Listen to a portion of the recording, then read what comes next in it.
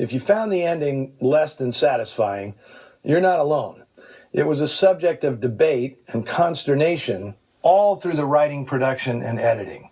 Originally, the finish was to be a series of short, violent scenes showing Wilson's return to the city and his fall back into the urban inferno. Now, this followed a scene in which Mary closes her front door on the lost and lonely cop, literally leaving him out in the cold. But neither Robert Ryan nor Ida Lupino were happy with that. So, with Nick Ray's permission, they enacted their own scene, one which was never intended to be the finale of the movie.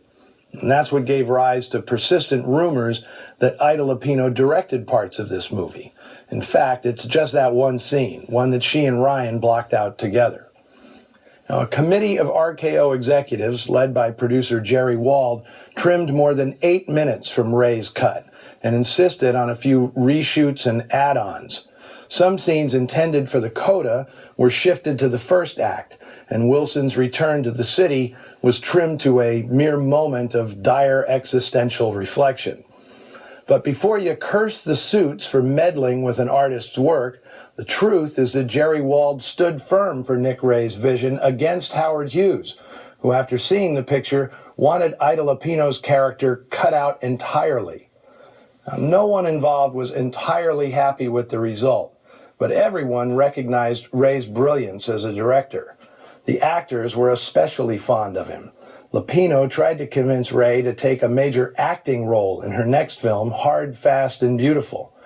And Robert Ryan found Ray to be an ideal collaborator, one who let actors find their own way into a character. Ray never demanded things be done a certain way. He preferred to quietly collaborate, working towards capturing truthful moments on camera. Now, the sequence composer Bernard Herrmann found the most satisfying among all his scores is the climactic chase through the snow, a passage he entitled The Death Hunt. It employed a dynamic arrangement of 9 horns, trumpets, trombones, and tubas in polyphonic rhythms.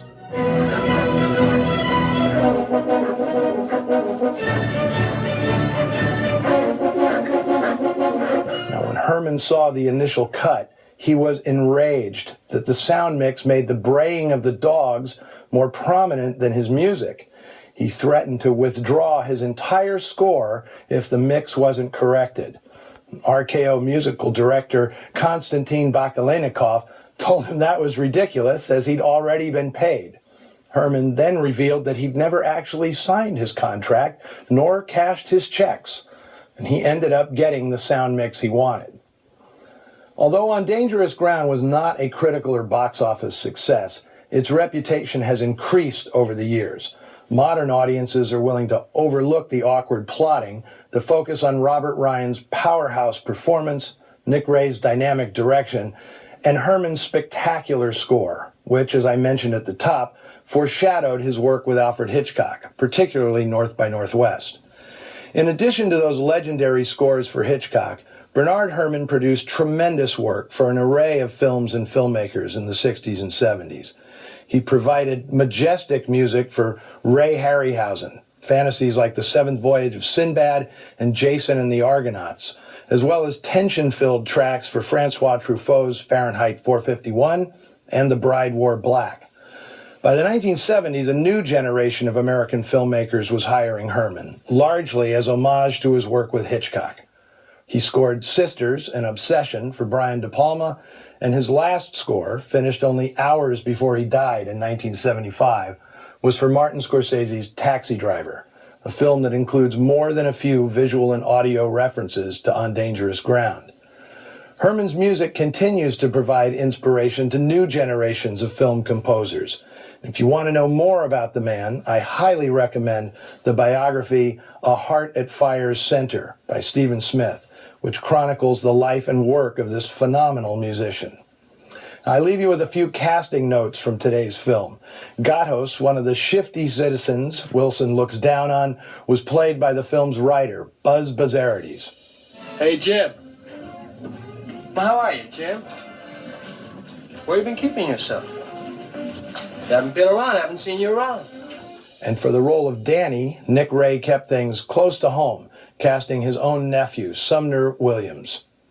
vixenish Myrna Bowers was a breakthrough role for actress Cleo Moore, who'd go on to have a busy and busty career in the 1950s, playing wanton bad girls in a slew of tawdry pictures, like One Girl's Confession, The Other Woman, and Overexposed.